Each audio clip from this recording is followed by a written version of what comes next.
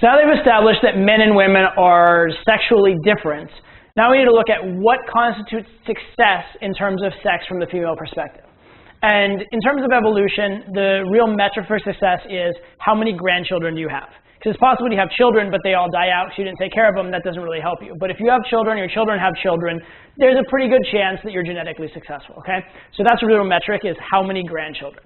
All right, now, if you look at, from a woman's perspective, how to have the most grandchildren, there's a few different ways to go about it. Now, understand she's limited in how many children she can have. Like the male version of how to have as many grandchildren is just impregnate as many women as possible and hope, right? That's the main male strategy. There is the male strategy of have grandchildren or have children and take good care of them so that they have a high likelihood of producing grandchildren. But for women, there's really only one, and that's have kids and take care of them. They can't go impregnate everything that moves because they are the one being impregnated. Okay, so their strategy necessitates taking good care of the kids. It also, though, necessitates having as healthy, strong, robust a child as possible. So those are the two sort of things that they're balancing. On one hand, they want the healthiest, best genetic child. On the other hand, they want it very, very well taken care of. Seems like a pretty clear sort of like goal, right? But the problem is these are in conflict because men enter the picture. So now you have men. There are men who are attractive to women and men who are not as attractive to women. Now, the attractive men have a lot of options. The attractive men can have sex with a lot of girls, can impregnate a lot of women, and they have very little reason or incentive to stick around with one particular girl because that's just keeping them from impregnating others. Okay? On the other hand, the guys who are a little less desirable don't have that level of abundance, and they're more inclined to stick around and take care of the offspring because, you know, they want to protect their genetic investment and they don't have as many other opportunities to invest elsewhere. So now a woman has an interesting choice because generally the reason why a guy is attractive is because he has indicators of good genetics.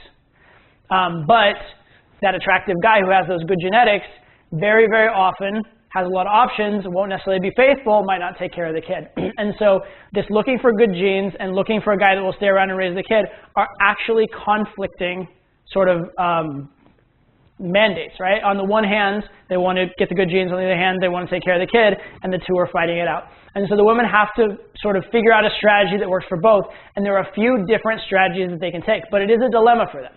Okay, so strategy number one is to try and find the best compromise, right?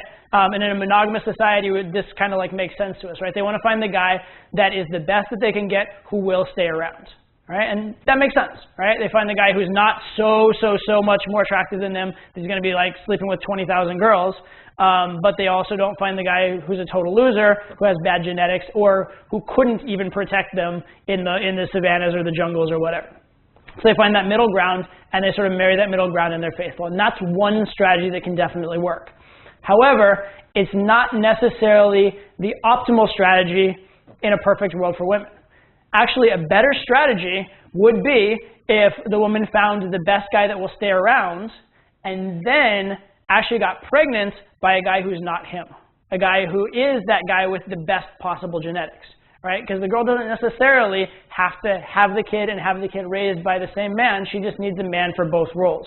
And so there's this sort of like biological drive for women to sort of put guys into two categories, to treat them differently, and to have this mixed strategy for how to raise the child. Okay? So it's very, very important to understand this. Now, the other way that you could look at it for like for a really high status guy is that a guy could be both.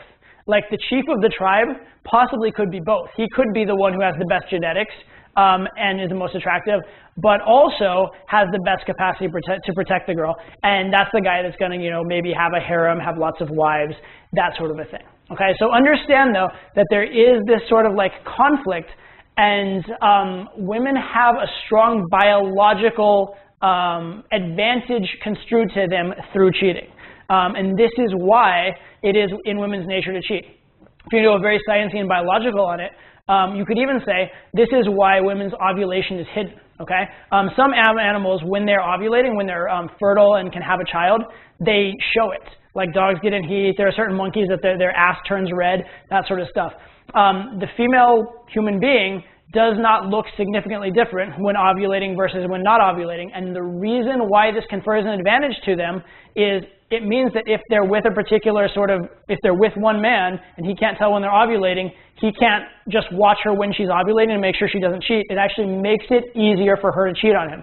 So the woman's body is literally designed to help her to execute that cheating strategy if it becomes desirable to her. Okay, now, does this mean that all women cheat? Absolutely not. It does not. But it means that women do have biological drives to cheat, and it does mean that in certain circumstances, the vast majority of women might cheat. Okay, so it's something that needs to be taken into account whenever you're dealing with women, relationships, that kind of stuff. Also, another takeaway from this is to understand the two different categories of men. On the one hand, you have the guy with the good genetics, we'll call that the lover.